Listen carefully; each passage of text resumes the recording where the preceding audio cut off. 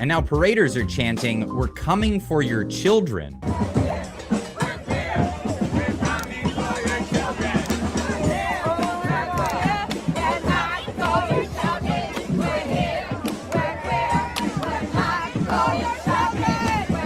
Where may they have gotten the idea for this? We'll convert your children. Happens bit by bit, quietly and subtly, and you will barely notice it. The chant was actually the chorus of a song written by the San Francisco Gay Men's Choir. We're coming for them. We're coming for your children. We're coming for them. We're coming for them. We're coming for your children. We're coming for them. So this has been a very contentious conversation, to say the least, in Canada. And here we are on the live show doing this. I want to welcome everybody that's in the chat. Thank you all for coming out. Big shout outs to anybody that just do a roll call, throw it out there where you're viewing the show from this evening. Really excited to bring this one to you. And I mean, why wait any longer? I want to bring in my panel this evening, and this is gonna be a fun one. Let's just say I don't even know how to introduce this one. We're gonna be talking about an event that's coming up really soon. Actually, this is an event that's happening in all over Canada, and this is to a march for parents to express their unhappiness with the way things have been going, and to assert the fact that they are the guardians over their children. They want to make the decisions in their lives. And to talk about this, well, let's bring in the panel. Ladies and gentlemen, without further ado, to my stage right here is Peyman Askari, candidate in my riding for the PPC. He's been on the show. Great stuff. Thanks for coming. No, thanks for having me. Below me here, we also have Kareem Tadros. I hope I'm pronouncing that correct. He's been very involved in the movement. Thank you for joining. Thanks for having me. And over in the juxtaposed corner on the side there, you've all seen him many, many times before on this channel, is, of course, Camille Alik. I'm so horrible with foreign language names. We're the same guy. We're really the same guy. Same movement. You guys are. Yeah, man. He crosses my T's and I dot his I's, Clyde. Fair enough. But of course, yeah, you guys all know him. Camille Alik. Find him on Twitter. He's been organizing all of this stuff for some time. We went last year. I went last year. A bunch of us in the community went last year. I was in Vancouver, met with Lauren Southern, met with Dan Dix of Press for Truth. Lots of people turned out for that. It was a great event, and it's happening again. Camille, can you tell me a bit about how this is going? What's happening with the event? Any opposition, anything like that? Well, I mean, Clyde, as you know, they have a sample size from last year, 1.5 million Canadians. The man on my left is actually controlling all of the GTA. I'm going to let Kareem speak to that. They're targeting all of us because, Orthodox Christian Kareem and Muslim, Canadian Camille are coming together, and we've been actually working with each other around the clock for 14 months. And so now they have a sample size of what to expect a bit, and they're trying to censor us. And now they're engaging in misinformation and disinformation to discredit the march. But thankfully, as Kareem would say, and when you talk to him, you will know that we are united at all costs for Canada's children.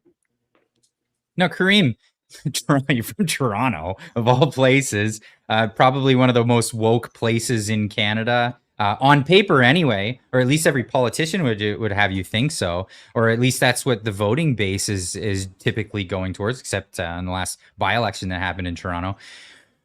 What is the feel on the street? Because I know a lot of people, like, the voting turnout in any election is really minuscule in Canada. We don't have a huge turnout.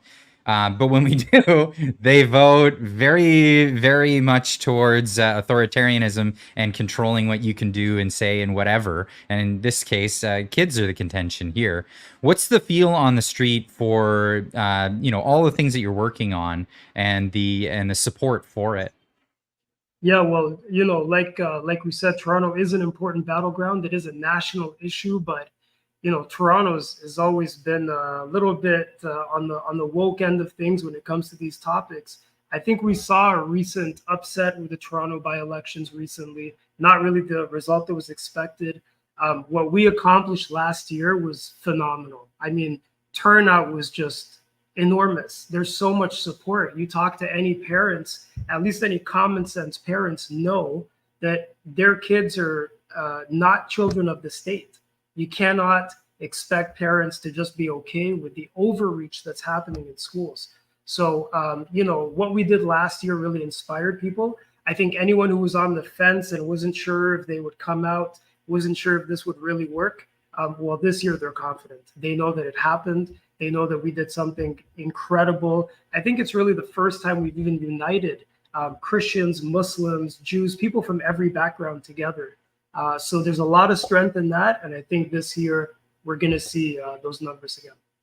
I think that's what's got me most excited. Actually, is really the coming together of people. Yep. There's been so many things that have been dividing people all through Canada, and every time we find something that brings people together, there's always somebody that's very good at putting their little divisive things in there and breaking people apart. I think when it comes down to kids, people seem to not be wavering on this one. Now, Peyman, when it comes to political parties getting involved, we saw last year during this march, well, the Liberals with Justin Trudeau condemning it outright, calling everybody who was involved with it a bunch of names: misogynist, racist, homophobe, all the things that that are nobody wants to be called, because we don't in Canada believe that these things are we don't believe that these people are bad. We all agree that those are bad things.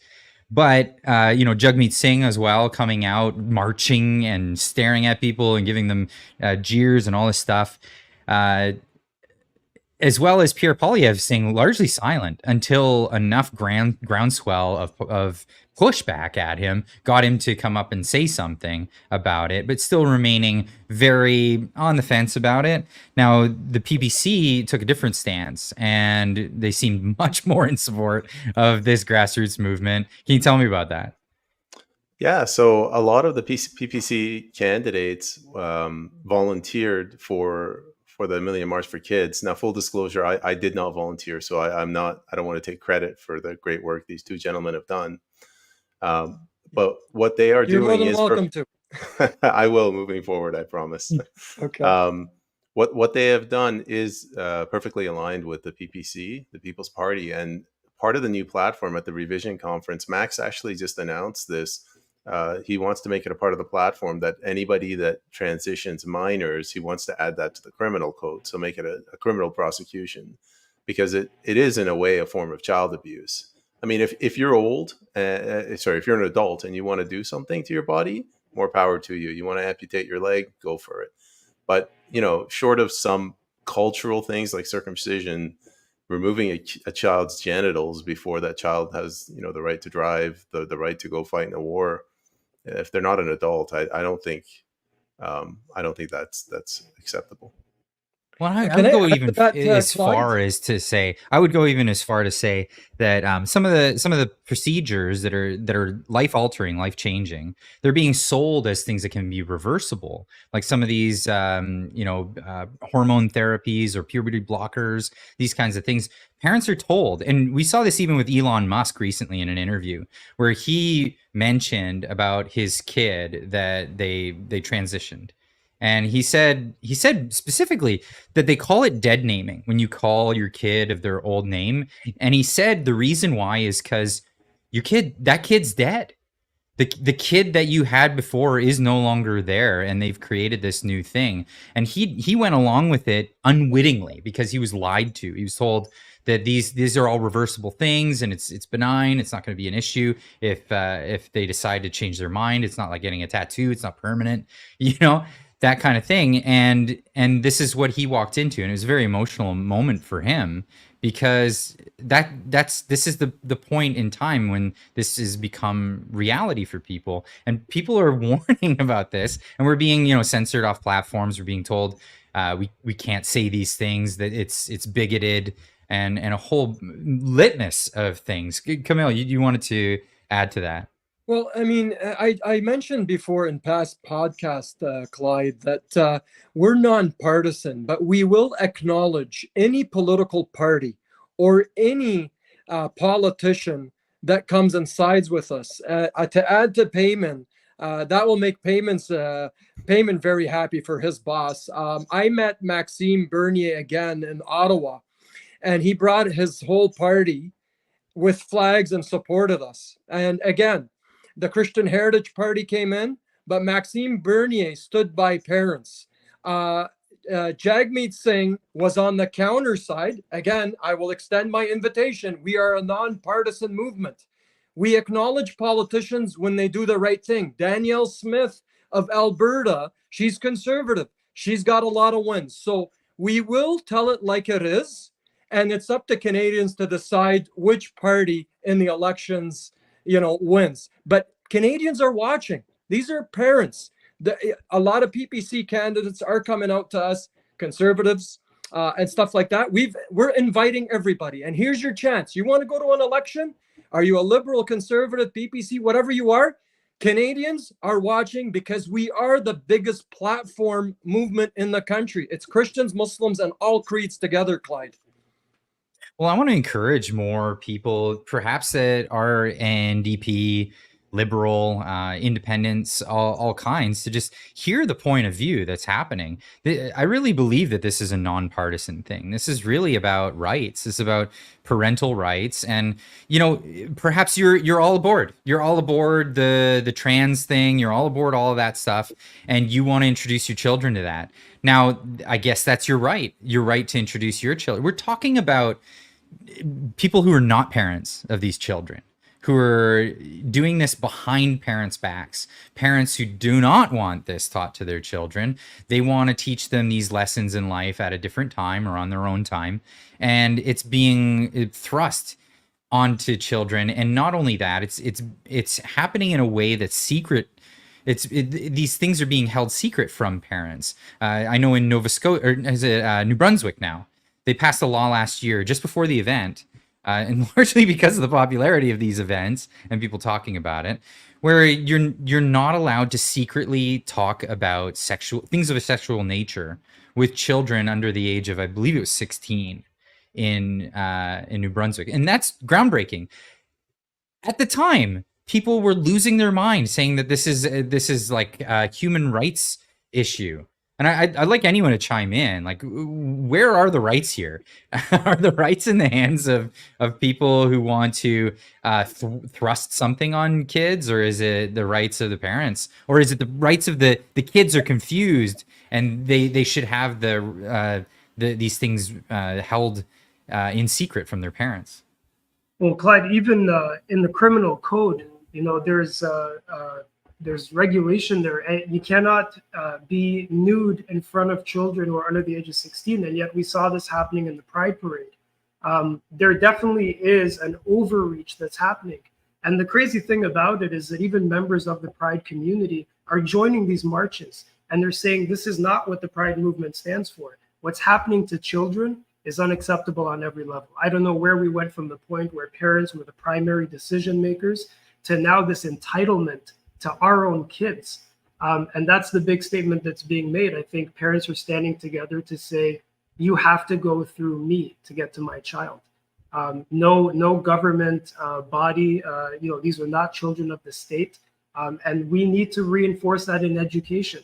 I don't know, you mentioned some of the harmful effects of gender affirmation. At what point was it okay to introduce something that hasn't even been proven, hasn't been tested? We still don't know the long-term effects of what's happening. And so parents are standing up to say, don't forget, these are my kids. No one else has entitlement to them. Well, so there was a case, and there are some long-term cases, and they all go against what the mainstream narrative is. I mean, the case of, I think it was John Money, Dr. Money, and the two twins. One was injured as a child, and the injury left the kid without his appendage, let's say. And because of this, they thought, hey, this is a perfect time to introduce this kid and make the kid think that he was born a female. And things were never right with this kid. Went through all kinds of social problems, all kinds of turmoil, identity issues growing up, and then found out years later that this is what happened, and learned the truth of what happened. And in the end, that man took his own life after trying to go back to identifying as a man and all of that. And it's really been awful in all the long-term studies that we do have. And I think that is conclusive. Even the WPATH files, if you've looked into that, this is the World Association of Transgender Health. And they've, leaks have come out that their own studies and their own data have shown these kids do not understand what they're consenting to. These kids, in many ways, they can't grasp the complexity of how drastic these changes are. And their own studies are showing that. Now, this is not any sort of regulatory body. This is an advocacy group that pretends to be on the leading edge of this medical wave. And their own studies show that it's harmful, and they've tried to suppress it. Well, it's terrifying because we're at a point in time where I don't know where this comes from, and maybe you guys can elaborate on this. But it feels like lazy parenting. You always have that lazy parent that's like, yeah, Susie, I'll make dinner again because I just don't want to hear you whine. You know what I mean? I know you don't like fish, and we'll make hamburgers for you. That kind of thing. And it just feels lazy. Like sometimes kids they hear from schoolmates, I want to do this. Okay, we'll do that. We'll go along with that instead of just having the heart to do that. But then in the same wavelength, you have parents, that are very in tune with the modern culture, let's just say, very, lefty culture. And they have like 7 transgender kids. Like, that can't be the norm. It's not something, it just doesn't work that way. And it seems like this weird social contagion. You know what? I think what's happening is everybody wants to kind of be politically correct because we're here, we're queer, and we're coming for your kids. I love that you put that video in the beginning. And nobody wants to upset this constantly wannabe satiated group because, and this is why we didn't speak as parents. We only started an uproar 14 months ago where Christians are like, that's enough. Catholic schools, now you're forcing it into the Bible. You had protests in Alberta. You had protests in Ottawa with Muslim groups because a gay imam, I never heard of such a thing, Al Faruqi, comes into 4 schools, locks the school down. You can't even come out of the class. You had to be forced with a lesson of fabricated ahadith from the Quran. So that's what created the uproar. Yes, good times, make weak people, and bad times make tough people. We kind of conformed a bit. We didn't want to be unpleasant. We're a nation of sorries and thank yous and forgiveness. But it's got to the point where we're here, we're queer, and we're coming for your kids. No way. That's not going to happen. And I'm not going to allow you, the state, to use our kids as lab rats for your experiences or experiments, just like you stated, Clyde. That man that had his genitalia chopped off, he lived sad all his life and then eventually took his life. So what? Are we going to do that to all of Canada's kids? No way. And that's why one of the 20 principles or 20 or 25 principles that we are developing at Hands Off Our Kids is we trust Canada's parents to parent Canada's kids. Our kids are a no negotiation. They're not a political tool, and they are going to be protected by parents up until the age 19. And still, when they make their own decisions as adults, the parents have to deal with them anyways. You screw up with your rent and you don't have any money, where are you going to go? You're going to go back home to your parents and try again. So it's always been the parents' problem, unless the state wants to pay the kids rent. So, so many parents have I think they have the right to be skeptical of a lot of things, but especially when in so many cases where it's something of a sexual nature, and you have these adults that say that it's their mission to do these things for children of a sexual nature, and then all of these stories of impropriety come about. Now, we were just talking about that gay men's choir. Well, it turns out later down the road at the gay men's chorus of LA, accusations of misconduct and a leader departing. So this is actual news about this choir that was singing that song, and you hear stories about particular members of it having improper relationships with minors, and this is what I'm not surprised. Well, why would we be surprised? But at the same time, so it was supposed to be parody, that video, by the way. Like, that was supposed to be parody. And the idea was, and devil's advocate here. So the idea was they wanted to spread the idea of openness to all things. And that's the message they were trying to spread. But then they go that extra mile and say, so in order to do that, we've been subtly and sneakily indoctrinating your kids with this message of tolerance. But where's their tolerance? Where's their tolerance for something like this event? I mean, I went, and I remember the counter protest to it. And let's get into this, because the counter protest is going to be a thing. You're going to be expecting it, I'm sure. But of this counter protest, well, okay, bring it on.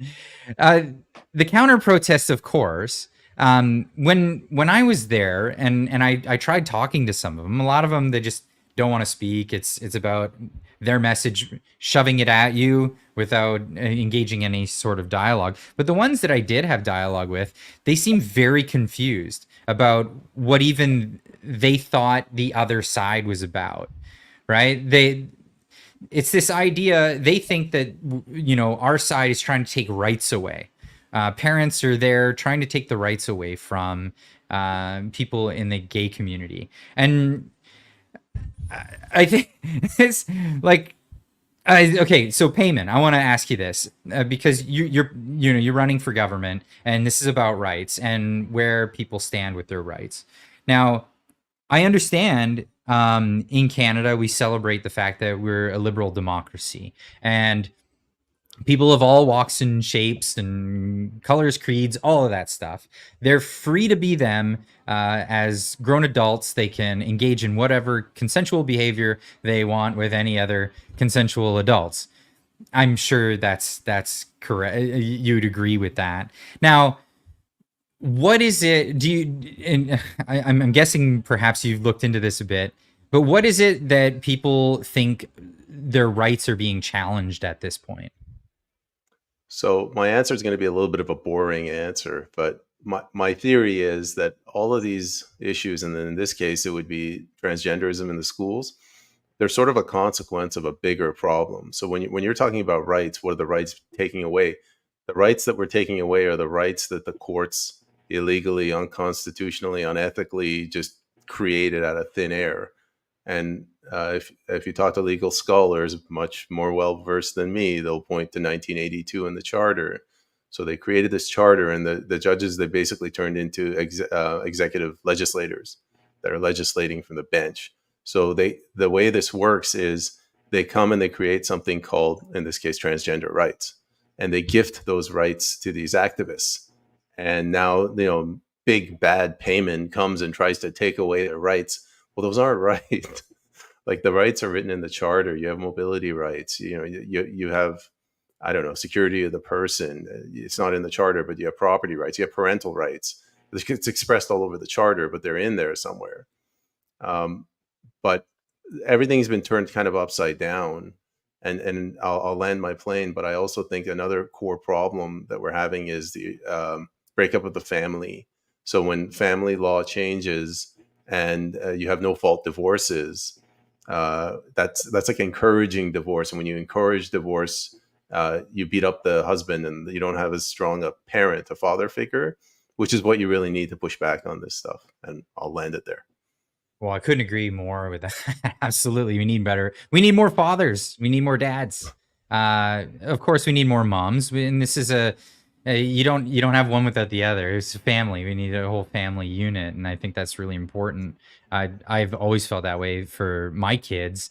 It's once you have kids, it's like, you're what you want to do is kind of comes second, and then everything's for the kids.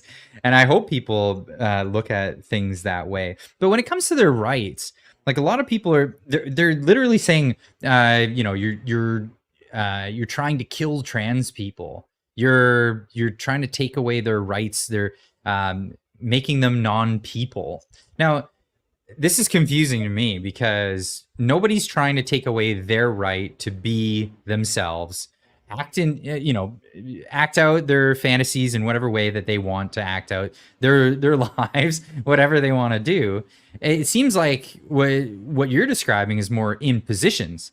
Those aren't rights. It's an imposition to force your will onto somebody else. You can't really have, because those things kind of cancel each other out, do they not? Like, if one person's granted a right and then somebody else has a right, or an imposition that's masked as a right, it denies somebody else's right. It becomes incongruent. If that's directed to me, yeah. I mean, rights have to be universal. And I get where you're going with this, but I think this is more of a media issue, where it's like, if someone doesn't encourage transgenderism or homosexuality, then they're discouraging it. They're attacking that person. So it's something to do with messaging, where they flip the script. So I don't know, where in the 60s or 50s you'd go around beating up gay people, and then they got their rights and they're defended, and then it just took off from there. It went from people have the right to do whatever they want in their bedroom to, you have to accept my way of life. And by the way, come in my bedroom. Something like that. And by the way, come in. Well, because that's at the end of the day, because I'm more libertarian thinking, or classical liberal thinking, right? I don't care what other people do. You do what you want. You celebrate your sexuality however you see fit, with whomever you see fit, as long as they're a willing participant, obviously, and of age. Because that's the line that's drawn, and whether or not they are a willing participant in that, and it goes the same for anything else, whether it's religion or the lack thereof religion. You can go stand on a soapbox, but people can walk by you, and you're not guaranteed an audience. That's the whole concept here. Now, Camille, like, you obviously have a lot of people breathing down your neck, because you're at the helm of this. Yeah. What kind of pushback are you getting on this?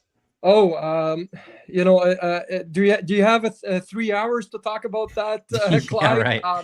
You know what? I'm not here to complain. Obviously, I am targeted.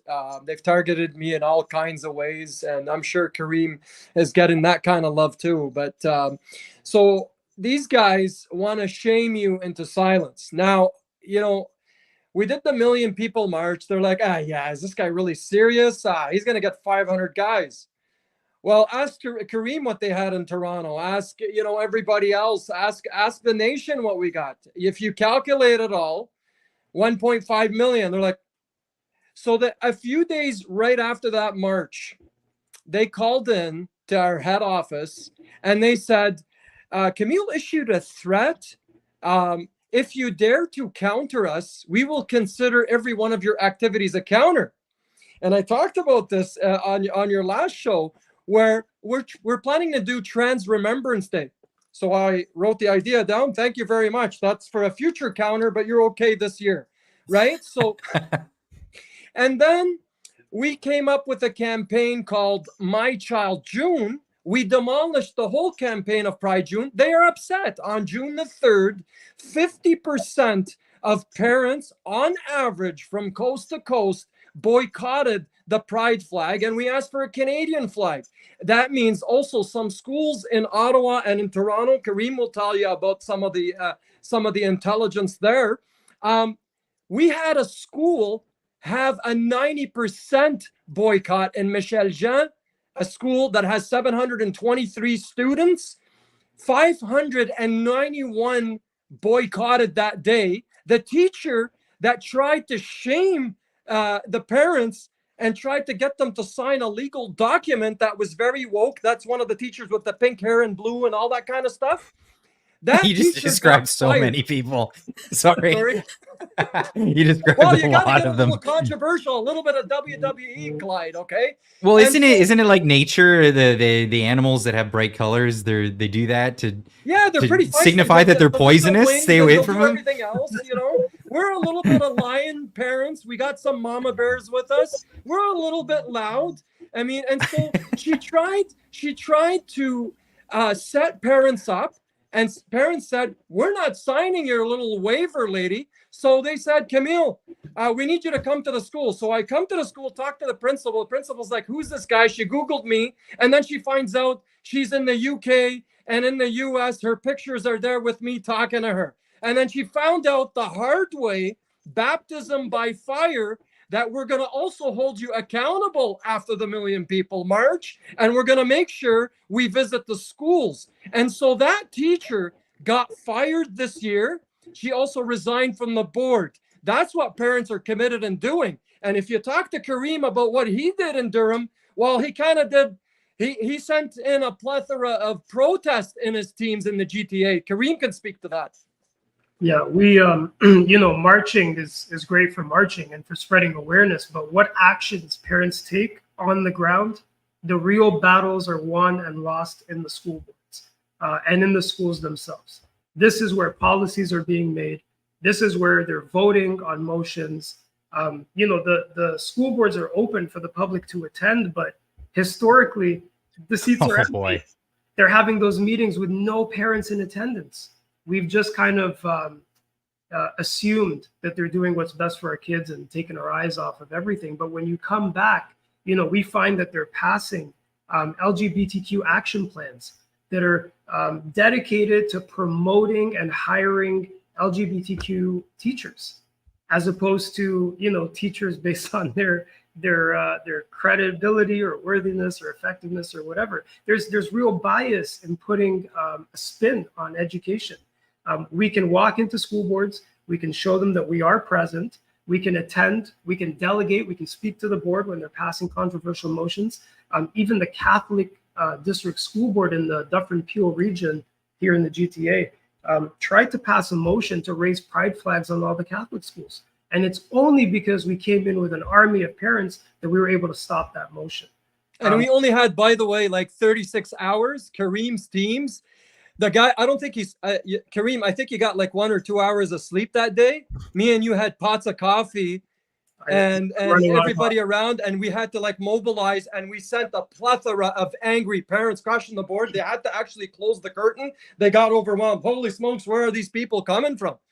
Like, you're saying we're here, we're queer, and we're coming for your kids. We're here, we're not queer, and we're going to protect Canada's kids, man. And we're going to be pretty loud. We're going to be relentless and unapologetic. And so Kareem, also, I think, Kareem, you were also, you were able to remove 3 pride flags in schools. Can you speak to that? Guys, this is another win for parents. And again, I think you mentioned this earlier. Parents just haven't really been involved. It is a parenting issue when you really boil it down. We trusted the schools with our children and assumed that they're going to take care of them. They're even going to raise them for us. Some parents are just too busy and too tired when they come back from work, but we're not asking questions about what's happening in the classroom. Most classrooms in Canada have a pride flag right up next to the Canadian flag. These kids are standing in the classroom saying, "Oh, Canada," facing a pride flag. I mean, it's indoctrination at its finest, and we don't know it's happening because most of us don't go to look. If you speak to teachers, if you speak to the principal, if you rationalize with them, there's no justification for why there's any other flag other than a Canadian one. Do we all start putting up our flags that represent us? Can we get a Christian flag, a Muslim flag? Can we get a vegan flag? Can we get well, hockey flags? I'm a Sens fan, and Kareem is from Toronto. He's probably a Leafs fan. And you guys are in Vancouver. How about a Canucks flag? Yeah, try having that battle. Maybe you go, to our buddy up here, Peyman, and he gets a PPC flag. Well, now the Liberals want their flag in there, and the Conservatives. So you know what? You want to start the flag thing? You're going to have 500 flags. So how many people do you please? There's only one flag we need to have, and that's this one. There you go. Amen, man. Let's salute to that. It's the only flag we need to have in our schools. And if you want the provincial flag, or maybe you have your school alumni flag, something like that, or your town's flag, sure. But I think all of this stuff should be out of class. Pay attention to my provincial flag, Clyde. Let's be honest. I don't even know what it looks like half the time. I got to be reminded that it's a little red. The only one I can remember is my Canadian flag, brother. That's all you need. One flag, one country, one flag, one nation under God, man. It's very simple. That's why we're attracting a lot of people. Fair enough. We have a really nice flag in the West Coast. It's it's the sun, and it's the British flag. I'll pull it up if you want. All I see is Canadian flags. That's all I see, man. I'm wearing one. So you know what? Let's be proud of our flag. It's a beautiful flag, red and white. Whoever created it, I'd like to kiss him, or kiss her. Well, I can't kiss her. My wife will kill me. But anyway, you know what I'm talking about. It's also the only truly inclusive flag. There's no other way to look at it. There's the BC flag, just in case. I didn't even know that. I probably saw that in grade 7 geography class. That was 40 years ago, man. I don't remember. I just remember the Canadian flag. So just keep it simple, right? Exactly. No, you're right on that one. Just keep it simple. We don't need all these different flags. But this is this weird symbolism, and I feel like it's coming from a weird place. And I want to share this super chat from Jilly Beans. She left a super chat saying, we need to go back to promoting the nuclear family. And I think this is important. Sharing the ideas of the nuclear family, because at the end of the day, this is for kids, right? We're talking about the best interest of children, and obviously of the nation as well. And if we're looking out for the best interest of kids, the best thing you can do for a child, the best thing to give them the best odds of being successful in life, is to have both parents in the house, have them be fed their whole lives, and then finish high school, perhaps some college, and that's the recipe for tremendous success. And I don't think that's controversial. Now, I understand there are, there's families where there's different dynamics in the family for whatever reasons, perhaps a loss of a parent, these kinds of things, and those are unfortunate. Those are unfortunate situations. Anomalies like, gay parents or whatever. Those are anomalies. It's not the norm. So let's stop pretending like that is the norm. Well, Clyde, I think with all due respect to the Pride community, we're not painting everybody with the same brush. A lot of them, are minding their own business. It's the privileged, narcissistic, woke that we have a problem with. The ones that put the megaphone in your ear. I really have. I'm 44 years old, man. I get those megaphones in my ear all the time. I got some voice modulation because of it, because my voice has to elevate so I can, people can hear us when we mobilize. But look at the terms that they've used. So you guys have made an awesome argument in terms of the dismantlement of the nuclear family. Mom, dad, children, uncles and aunts, and my grandparents, and the friends and neighbors. That would be a nuclear family supported by good people around it. Look at these arguments that they have made in decades. And this is why we also named another spokesperson in Dr. Ann Gillies, who's going to teach me and Kareem about therapy as well. So I'm always making notes from this lady. She's got 6 books.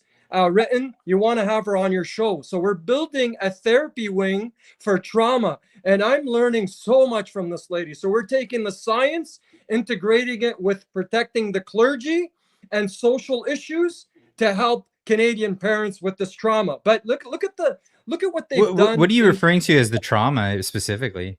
Well, there are parents that are targeted in this country that already had children get hormone blockers. Like in BC, I just had a case. Somebody called me last night. This girl was drugged by Soji or whatever, and then she became like an addicted. She's 13 years old. Then she was a sex slave. I don't remember her name. I just got the article. I'm trying to read it, and I'm just getting on show after show. But this girl was given up for, like, obviously went to the streets, prostitution, and she overdosed at 13 years old, Clyde. This just happened in Western Canada. Okay, so.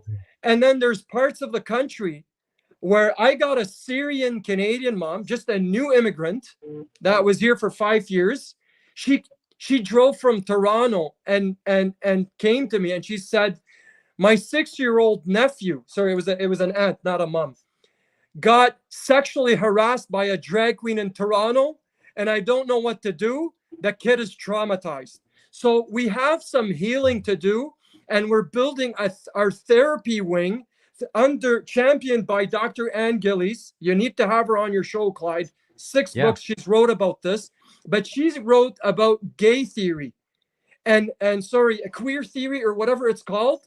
Yeah, queer theory. Again, we're not painting homosexual Canadians with the same brush.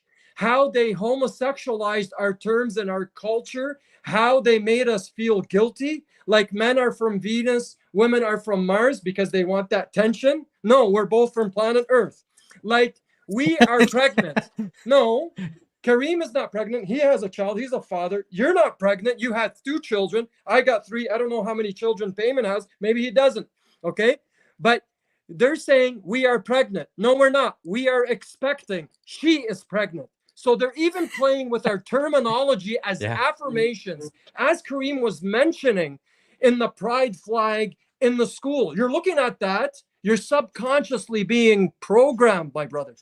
And well, the term gender, for example, I mean, we used to say sex because that's the actual term. Beings have sexes. Human beings have sexes. Animals, whatever, have sexes. When the term gender is actually a construct. It's a grammatical construct. In the English language, there's 4 genders. There's masculine, feminine, indeterminate, and neuter. These are for words that you're describing things. And the best example for that is if you say dog, what gender is that? It's indeterminate. You don't know. You're not sure what sex the dog is. But if you said bitch or bull, you know.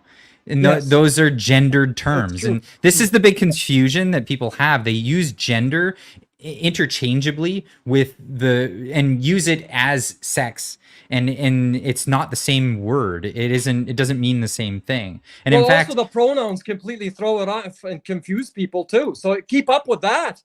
Well, and that's the thing. So that's the next step, is to introduce these pronouns. Now, pronouns are ways of describing a thing, and it's up to the person describing it to decide what they're describing. That's it. That's how pronouns work. And it's not really up to the person to say these are what I prefer. Normally, if somebody comes up to me as a busybody to that degree, generally I'm like, oh, you're so unagreeable that I just rather not talk to you. And we'll just leave it at that. You're just not my kind of people, right? Yeah. I don't even need to remember your terms. They humiliate you, right? They pressure you. So they shame you into saying, are you open-minded? Have you tried the other side? Tell that to a heterosexual man. He gets disgusted. No offense. We're all heterosexual here. I don't know what everybody's orientation is, but you're just assuming that heterosexual men think the same way as homosexual men. So yeah, you're not open-minded. Oh, so you're suggesting that because I'm heterosexual, I'm closed-minded. So they are playing with the terminology. And that's what Dr. Ann is alluding to in some of her sciences and discoveries. And that lady, we're going to be building that wing. And I've spoken to Theo Fleury, who deals with trauma. for Canadians for Truth, and we're planning to cooperate together to expand that to help Canadians address these issues that started actually 50 years ago and molded into the isms and societal acronyms and verbiage and culture. Again, going back to the Kareem example in the school, you see a Canadian flag, you see a pride flag. So you're showing people, hey, this is an affirmation. That's what it is. And So, again, go ahead, Kareem. on that point, parents really should take note of what's around their children, what the environment is in the schools. We get reports of classrooms as young as kindergarten or grade 1 that have a trans flag in them. And you ask these teachers, who's that for? Are there any trans kids in this classroom? Of course there aren't. These are 5-6-year-olds. There's no trans kids in there. Who's it for? It's that programming. Gender dysphoria is a real thing, but you look at the statistics of it, it affects a fraction of a single percentage of the population. How are you ending up now with 15, 20, 10% of high schoolers who are experiencing some kind of gender dysphoria? These are not real numbers. There's a real influence here. You can create that feeling when you start targeting kids who have no idea of what any of this stuff means. So again, this is where we're getting this issue. This is where we're running into this problem. You can convince a child that they could become a piece of furniture, they'll believe you. So I think parents, again, really need to take a look at what the environment is around their kids. Activities now, math problems somehow have a rainbow in them. It's being infused into the coloring, the activities, the exercises that they do. Yeah, and like 2 and 2, Kareem, sorry to cut you off there. 2 and 2, it does not equal 4. That's like gender biased. So it's got to be 2 plus 2 is 5. Have you heard that one? That one completely threw me off. I don't even know what that is. Sorry, continue, Kareem. It's there's a very deliberate effort, and like you said, you mentioned earlier the science, the stat, like it's wrong. You look at the studies. There's no way that evolution could see such a spike in numbers. There's a parallel here between even the anorexia epidemic. If you remember, it was targeting teen girls, and it was the same idea. It has to be addressed at its root issues. There are root issues behind a lot of this kind of gender disconnect. The solution is not to permanently transition these kids. Well, that's a really good point. And I think, immediately people in the comments are going to say, you're not a psychologist. How can you say this? Oh, we have psychologists on our team. No, well, of course we do. And the College of Psychologists is attacking them, of course, because it's a political issue. But so when does affirmation theory work, and when does it? Because there's no real logic here. Because I'm looking at it, and you brought up the idea of eating disorders. In no way, shape, or form would you tell an anorexic young kid that's looking in the mirror, yeah, you're fat. Yeah, you are fat. That's what you believe. That's what you are. You need to take these steps to make yourself thinner. Or a bulimic kid, you better go into the toilet and heave that lunch up, because I'm affirming your thoughts. That would be child abuse. You would absolutely see that as abuse. And why is it that we're drawing an exception in this case? It's absolutely absurd to me. Yeah, I mean, look, it's constantly evolving because it's highly fluid still. Like, they've gotten everything, and they're like, let's see what else we can get away with next. And it's because us parents, it's our faults. It really is. We have a beautiful country. You drop your kid, like Kareem was saying earlier, you drop your kid, you go to work, and you're hoping that school kind of parents your kid too, and we turn the other cheek, and then all of a sudden we see a big mess, and these guys are unhinged. It was a 50-year honeymoon. And now we're saying stop, and they're like, wait a sec, trans rights are human rights. What are you talking about? They're not used to be, us saying no, and it's a solid no. And it keeps evolving into something else, right? And they keep adding more pronouns. Like now it's LGBT, there's a 2 in there. I don't even know what the 2 is, and then at the end there's a T plus, and then I bet you they're going to use pound in there and a little bit of star. I honestly can't keep up with it. No offense. Well, So one thing I love about the ideology, and I like to bring up with anybody who's woke and spreads this, is the idea that yes, we're going to find more and more groups, and as we keep going, we'll find more and more groups that need to be protected groups in society. Where I say is, why don't we all just jump to the conclusion that at the end of the day, once you've divided groups enough in society, you'll eventually get to the individual. And that's what we should be protecting. At the end of the day, that's where we started.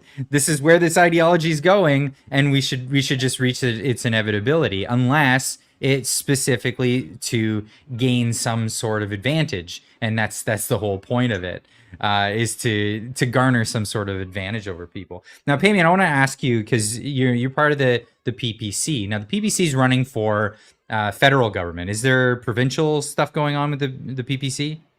No. There's a People's Party of Ontario, but it's not officially related to the PPC. Yeah, because I'm wondering if there's any more political movements to get involved, not just on the provincial side of things as well, but also on the municipal side of things. Because this is where, like, I think Kareem's do a lot of good work here. I think you guys you're killing it in Toronto down there as well. He's got some more. He's got some more wins. He's very humble. I mean, he's only mentioned 2 or 3 of them, and I'm telling him, Kareem, show off some more, man. We got so many wins. So, but the main point here is like, parents need to not just, get the people they want in federal government, not just get people in the provincial government, but right into the school boards, because this has taken decades to get turned so idealistic and for an ideology in one direction, that there are no representatives of just your average people in these positions, school boards, your trustees and whatever. To what you were saying earlier, Kareem, people, you go to the meetings and they largely be empty. Until COVID, that was the case. And then COVID happened and parents are upset and they go and they're getting kicked out as if it's not a place for open discussion. And then now with this whole ideology thing, they're getting kicked out for these things. Is there movement in the direction of putting people in the positions of school board trustee so that we can have open discussions again? Can I address that? Yes, is that please. addressed to me? The problem, there's a lot of principally women, but patriotic moms that are running for school board, and they're all more or less failing. And the reason that they're failing is that they don't have the support system to get out the vote. And the elephant in the room is the unions. So the unions are pretty much captured by this LGBTQ movement, and they're going out and they're getting out the vote. So I don't think ordinary people like us, we don't realize how important it is just to mobilize that extra 5-10% of people to go out and vote. So these moms, they're running for a school trustee, and then 2 weeks later, their best friends are like, "Oh, I didn't know you were running. If I knew, I would have voted for you." So it's little things like that, like they don't have a support structure, which is why we have political parties. Can I add to that, Peyman? So good news for you. I just met you, Peyman, and I'm like, I'd like to have some offline conference calls just to update you on some of that stuff. We are aware of that issue where people are working alone and stuff like that. But for the past 14 months, we have people on our teams to support these groups. We have actually people that are managers in cities, education ambassadors. Like, we got a plethora of people. Our team grew by 75%. And these people are now getting elected to the boards, and they're also reporting to Hands Off Our Kids. So that's the good news for you. Did we solve everything? Absolutely not. We're only 14 months in. We're in our infant stage. We are planning to be the support group for parents in the education board. We are planning to support any politicians that support parents. So if you're already, you know what we're fighting for, and you're a politician, this is why we're saying to politicians, take our ideals, use our platforms, come to the events, go see Kareem, go see anybody that we have. If you're a PPC liberal, whoever you are, take our platforms and use them and listen to parents. Parents are very angry. And obviously, You know, of the 41 kilometers that we ran in a marathon, we only ran 400 in the 14 months. That's including the Million People March, the Children's Indoctrination Audit, which is 157 missions in. That's holding schools accountability, kind of like the Peel, Durham stuff that we're doing, and stuff that we're doing in Ottawa, and the My Child June campaign, which is all of June. But we're looking to also add the Children's Festival of Canada at some point. So yes, we're gonna provide many mediums and resources and festivals and conferences, tabletop exercises and cohorts to prepare parents and support any politicians that support us. Well, you're doing God's work. Keep it up. Thank you. Yeah.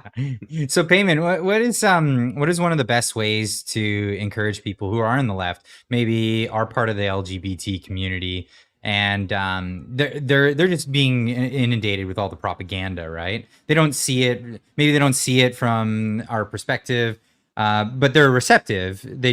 All they ever see is this stuff on the news. These crazy people who want to take away people's rights. How they're can you coming guarantee? after you? They're transphobes and homophobes. Like, it's really, really bad. And they're Oh, I scared mean, because- yeah, it but really I've is, seen- and it's I've effective. seen things where people crossed. I don't know if you've seen that Kareem in Toronto. Kareem was like, obviously we work and see each other every day, but when it comes to protest, he's in the GTA. He's 5-6 hours away from me. I'm in the nation's capital in Ottawa. But I've seen, and Kareem can speak to this in his region, in Ottawa, I've seen people in the counters, oh, you guys are coming after us, transphobe. And then they heard our speeches and they heard what we're about. I've seen them cross the floor and join our march and get cheers. So well, here's the crazy thing. So I went to the Reclaiming Canada conference in Victoria just past in June, and there was a counter protest to, or there wasn't even it was a protest against our conference, and it was because a couple of people they thought were transphobic or whatever. These people came to the event. We're walking in as speakers, and guests were walking in. They had signs saying, "We're gay, get over it." And the people walking in were like, "You're gay, we're over it. It's fine. You're totally good. Like, whatever. Enjoy your life." We're just gonna go in and have our conference about. We're gonna go have our conference about not losing our rights.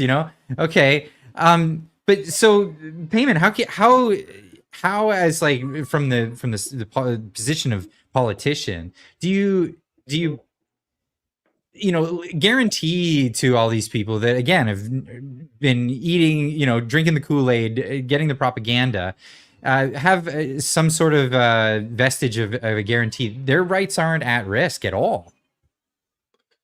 I find that like the dyed-in-the-wool leftists, they're kind of a lost cause. It takes decades for them to wake up and come to their senses. It's not something that happens overnight. If somebody is kind of on the verge of, I don't know, coming over to more individualist mindset, I just use the Socratic method. Like just hit them with some basic questions. Like what kind of government do you want? What kind of world do you want to live in? Who do the kids belong to? I find that works a lot better than to try to confront them with what we believe to be facts. Like hit them with a stat. I don't know, 70% of people that transition, they end up depressed. That just bounces off of them. But treating people with respect, being polite, listening to their position, saying, I don't agree with it, but these are the reasons I understand why you think of it. That helps. And these are things I've learned in the last few months since I became a politician. Before I was like a bull in a china shop, my way or the highway. Yeah, I guess you got to have the patience to sit and listen to even nonsense sometimes. As long as you, and I get this from Jordan Peterson's book, 12 Rules, where he says, like, it's the best thing to do when arguing with somebody is actually at least first understand their argument and the position where they're coming from, and understand it enough that you could repeat it back to them and they'll agree that that's their position. Right? Not straw manning them and saying, so, Kathy Newman, so what you're saying is, like, no, like, genuinely understand where they're coming from, bring it back to them, and then say, okay, and this is why I disagree. I think that's a great tool, absolutely, in your arsenal, as long as they're not, salivating and fangs are out, that kind of thing. That's when it gets difficult. Yeah, I mean, like if you're a Billboard Chris and you're in the middle of 100 people that want to kill you, you're not going to be able to get your message out to them. That's a whole different ballgame. Yeah, he's very provocative, I find, but sure. Is that the situation in Toronto? Is that how that is, Kareem? I mean, definitely, these conversations are hard to have. And I think one thing that I definitely agreed with is you look at the personal and individual rather than a collective. It's hard to categorize everybody in a collective group. And I think a lot of times having these conversations seems to hit a brick wall. And for me personally, it's because I think that nowadays the LGBTQ community is not really what it used to be. You add letters on the end of this group that actually have conflicting views and beliefs. The original LGB still subscribe to a binary gender system. It's men and women. There isn't this consensus that there are multiple genders. And in fact, there isn't even a consensus amongst them that you can change your gender. So it's so hard to have these conversations when you don't know which side of the group you're talking to, because they do have conflicting beliefs. And when we keep focusing on this kind of group and umbrella that lacks consistency, stats in schools are showing that almost 30% of classroom time is being spent on social justice issues.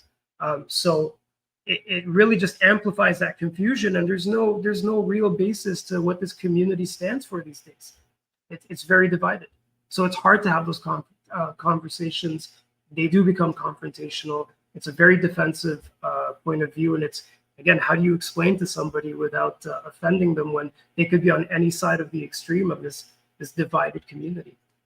Well, if you're a despot, that's exactly where you want the nation to be. You want the nation to be divided. It's easier to control people when there's, factions fighting against each other, and they're distracted with that and not looking at you as being the problem. And I see that as being the case, because I think none of this would be the case if it wasn't for big government. And I always kind of resort to this as an argument, and it feels that I'm resorting to this as an argument. But I think, if the government's not large, if there's no largesse of the government and people clamoring for the power of the government, and the government's largely just a small part of your life, not really consequential to you or your family, then, I mean, who cares who's got the power? Because it's not very much power in your life.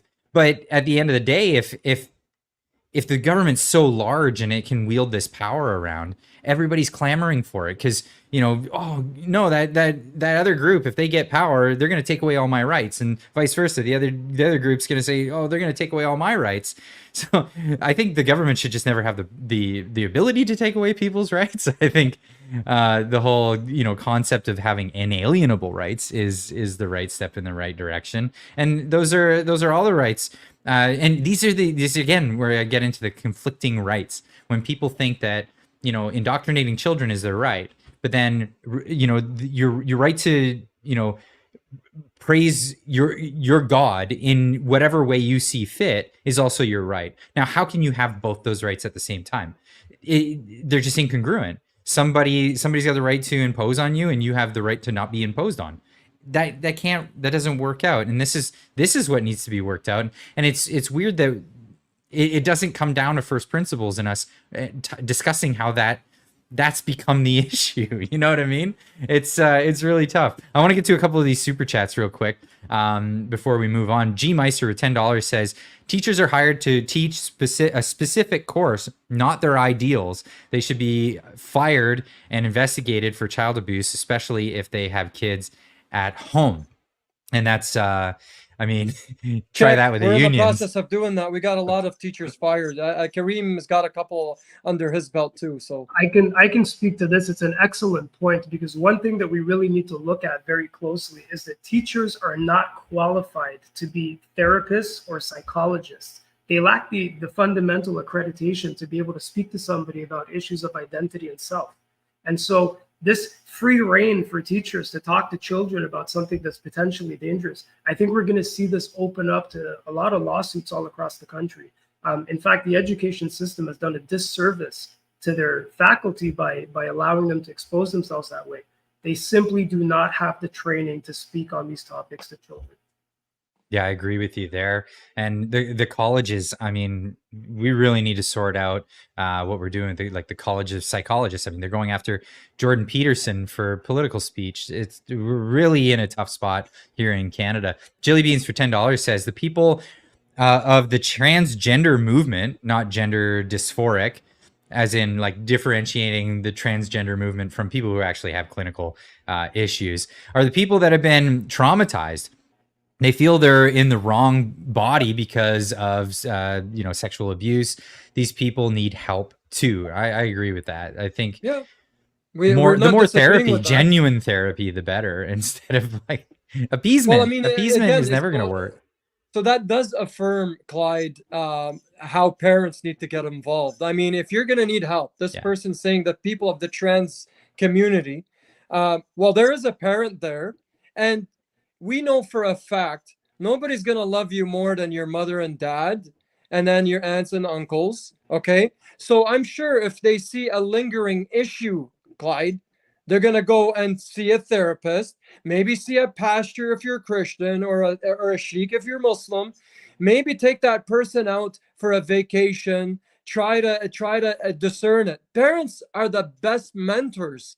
And then if they, and their natural innate love allows them to go find whatever solution for that kid. And to allude to compliment you on what you said in terms of government and the size of the government, I echo the words of Ronald Reagan, where he says the scariest words in the English language are, "I'm from the government and I'm here to help."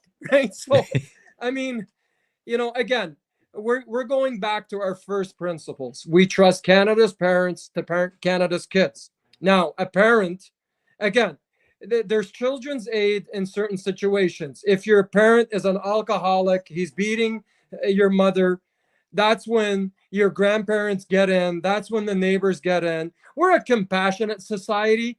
I think the uncle can get in and say, "Hey, bro, you can't beat your wife like that. You're going to need some help. I'm going to take the kid away. Let's get you some help." That's what therapy is for. Now we're saying we're going to take the license of, Jordan Peterson, and Ann Gillies is now a therapist because she's getting threatened with her licenses and stuff like that because she's outspoken about this. Well, what's terrifying for me is like in British Columbia, they passed a law. I don't know if it was proposed or it passed, but they're talking about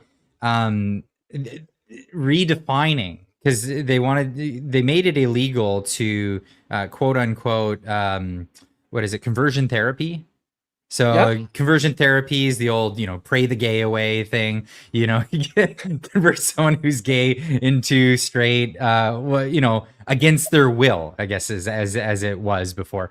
But now what they defined telling your children, after a teacher has determined that your kid is transgender, telling your children that they're not is considered conversion therapy, and that's illegal. And it's, this comes into all kinds of legal trouble, people having their children taken away from them, people ending up in jail over this. Like this becomes a real legal matter, and it's really, really terrifying. I mean, for a British Columbian myself, and sending your kids off to school for however many hours a day, I don't know what they're telling them. And I try to have these conversations with my daughter as much as I can, but what do I know? Yeah. And so, you know what, when I was younger, and you guys could talk about what you were doing when you were younger, I believed I was Spider-Man. I believed I can fly, and I was going like this. I remember still doing that. Now, can you imagine my parents saying, "You identify as Spider-Man, son? I'm going to take you to the tallest building and throw you off there. Let's see if you can fly." I mean, come on. Where do you draw the line in terms of kids' imaginations? How many times have we thought we're dinosaurs or Teenage Mutant Ninja Turtles or Power Rangers, and we wanted to do crazy things, and then we break a leg, and then our parents says, "Oh, you broke a bone. We got to take you to the hospital," right? So where do you draw the line in terms of, "Oh, you're a 4-year-old. You're not a male. You're a female." It goes back to what Kareem was saying. You're not equipped to be a therapist and discern that. How are you making these assessments behind parents' back? Well, I'm giving the argument that it's difficult for even therapists right now, because therapists could be seen as giving detransition therapy and have criminal lawsuits brought against them. I think even therapists are their hands are tied at the moment because of this social contagion. And I mean, what else to do if you're a therapist, a registered therapist, to say, no, I just don't take transition kids. I don't accept those into my office. Well, again, that goes back to the argument. We trust Canada's parents to parent Canada's kids. Let the parents deal with that and let the government govern the country. Very simple. And what Peyman, you were going to add to that. Sorry. It's okay. Just a quick thing. I was going to say, this is almost like gangland tactics, where you take a young kid, like a 13-year-old boy, and you give him some drugs or you give him a gun, and you're doing the opposite of what a parent does, because a parent would take away your freedom, so you can't do that, but the gang gives them freedom. They're kind of doing that with that Spider-Man thing. Now the LGBTQ communities come in being like, I will let you be whatever you want. I'm your friend. And it's very easy to manipulate kids that way. This is how gangs work. When the revolution happened in Iran, they took all the 13-year-olds and they gave them AKs, and they told them, like, stand on the intersection, and if you see a car drive by with a man and a woman, point it at the man and you ask him who that woman is. It's very easy to manipulate children that way. Wow. Kareem, what were you going to say? And that's the point that I was making, is really to make an effort to stop this at the source. And we know the source to be the educational system.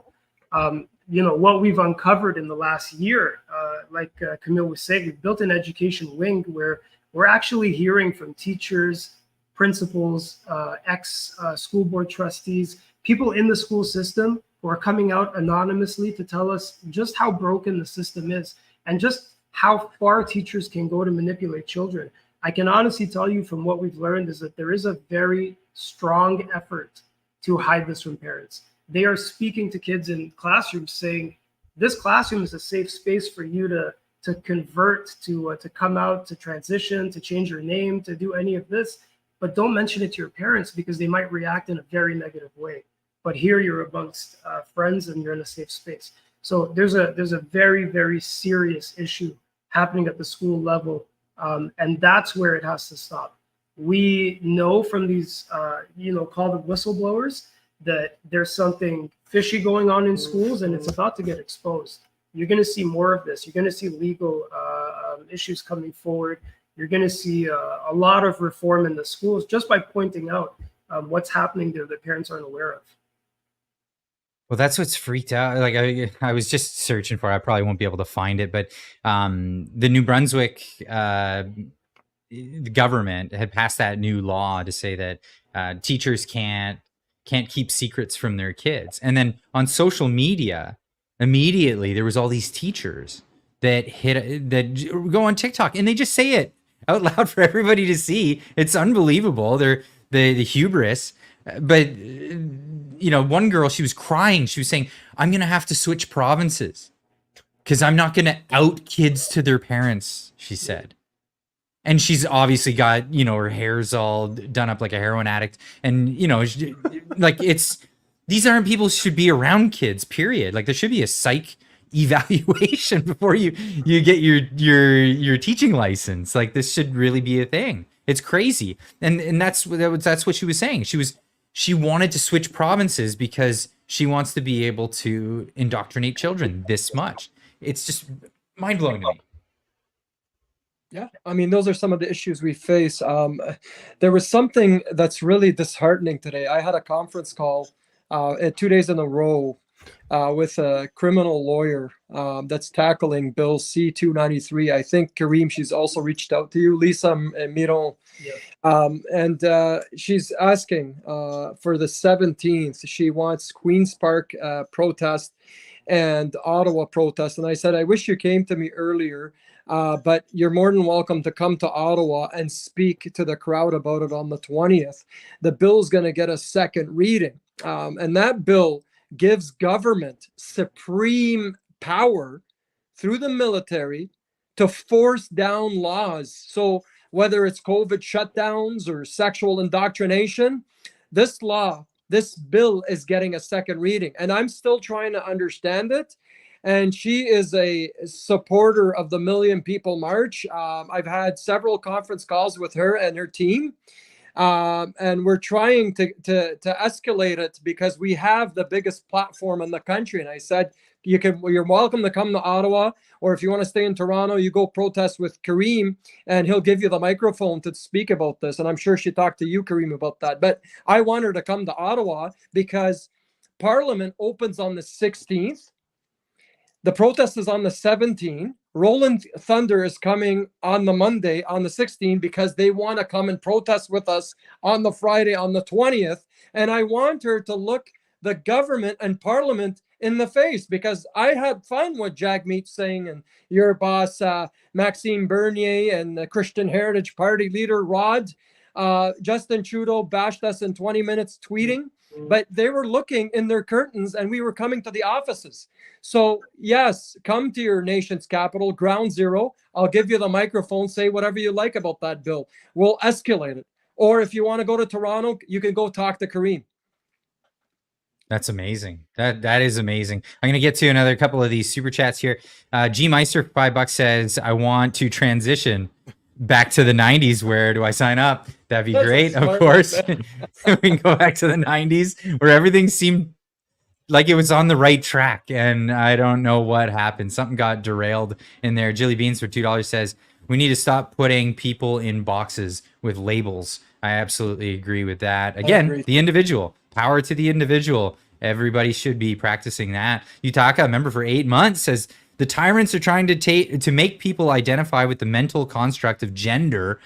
They're trying to trap people in the mind away from reality. Yeah, reality is really where we need to go. What I like to tell people is go touch grass. Come on, get outside. Go meet people in real life. Go, hey, oh, you're a real person. Cool. What are your views? Oh, you're not so extreme? Great. Because people aren't actually quite as extreme as you might think they are when you meet them in person and you actually have conversations with them. You got your wackos, and they're very few and far between, but they get all the attention on social media. They get all the attention on the news and TV and all that stuff. I think most people are sensible, just like these three gentlemen right here tonight. I want to thank you guys so much for joining. We'll start with Peyman. Where can people find you, and where can people go vote for you? I don't think I can legally tell you to vote for me yet, but okay. You can find me on social media, Peyman Askari 451, and you can check out my website, paymanaskari.ca. Looking forward to the election time. Perfect. Kareem, where can people find you? I'll be in Toronto on September 20th. You can find me there, but there's also fantastic people organizing across the rest of the GTA. We've got communities coming together in Waterloo, Milton, Mississauga, Durham region. All the information can be found on handsoffourkids.ca. I'm on Instagram, who is Kareem. You can catch content and updates about the Toronto location there. Again, I'll be there on September 20th, and all of our information, even resources for parents that we touched on today, everything's on the website, handsoffourkids.ca. Beautiful. Thank you so much. And last but definitely not least, Camille Alik, where can people find you, my man? Well, I mean, I'm being censored, so you gotta search for me a bit more. The Prime Minister and I was told 6 or 7 countries are after me right now because I won't shut up. So Kareem is helping us out in the social media world. Well, you were talking about throwing kids off roofs in the podcast tonight, so better watch out for that one. Oh, I'm so sorry, man. I don't want to demolish your podcast. No, we're fine. Camille Media at TikTok, Camille Alik at Instagram and Facebook. We have handsoffourkids.ca is our website. Just search for us. Now, if you want to find me, I would, Google me or search me on Twitter. You'll find my feeds, or you'll find somebody sharing my stuff, because I'll get banned, but my material goes viral to many people. So Canadians are alert. Look for you got to know how to spell my name. It's a really silly one, right? It's got hyphens and stuff in there. If you put that on Facebook or you do that on TikTok, you will find me. You just got to search. Okay, but There it is. handsofourkids.ca is the best one. Please, guys, we're looking for donations now. We got a donate button.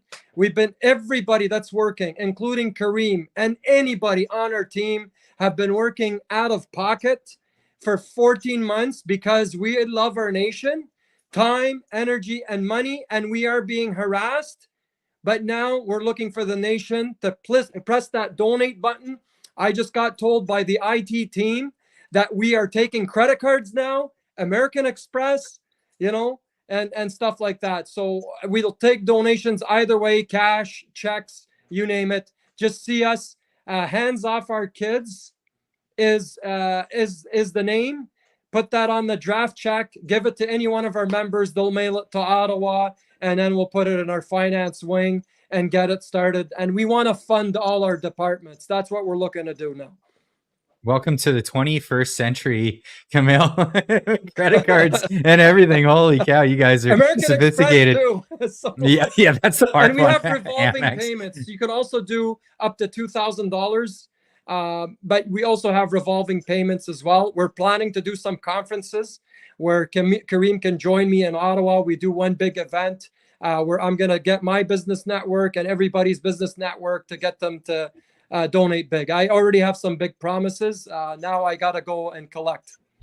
Yeah, and if we can get this out there enough, maybe it'll get in front of the eyes of someone like Elon Musk, who's, definitely on the side of this, and it would be very helpful to get that kind of support. Yeah, and we already Holy have cow, donations. Thank you very much to the Canadians that contributed. We have a couple of $100 donations, a $300 one. We have a senior citizen, beautiful call. She gave me $5, and I felt bad. I wanted to give her $20 back. She was so happy. I just want to give this to you. That's all I have. And I felt sorry, but she's like, she really believes in the cause. I have another senior that gave $1 and $2, and they're on a limited pension. Like, that's how much people believe in this cause, Clyde. And that's how beautiful our nation is. They're generous, and we're in perfect solidarity. Beautiful, beautiful. You guys stay on the line because I'll talk to you for a bit afterwards. I'm just going to end the stream. I want to thank everybody for tuning in tonight. It was a really interesting conversation. I want to get more and more people coming in to talk about these things. If you know somebody on the other side who'd be willing to come in and talk about this, try to be fair to everybody. Give everybody their point of view, or the time to give their point of view. So any suggestions, leave them in the comments down below. I'll try to get in touch with anybody to talk about all this stuff. Other than that, we'll see you guys Monday morning. I'm going to go live the advice that I'm giving. Go spend time with your kids. Go enjoy your families. And this is how we really avoid having to deal with this stuff, as long as we keep our family values. Anyway, we'll see you on Monday. Everybody, keep on trucking.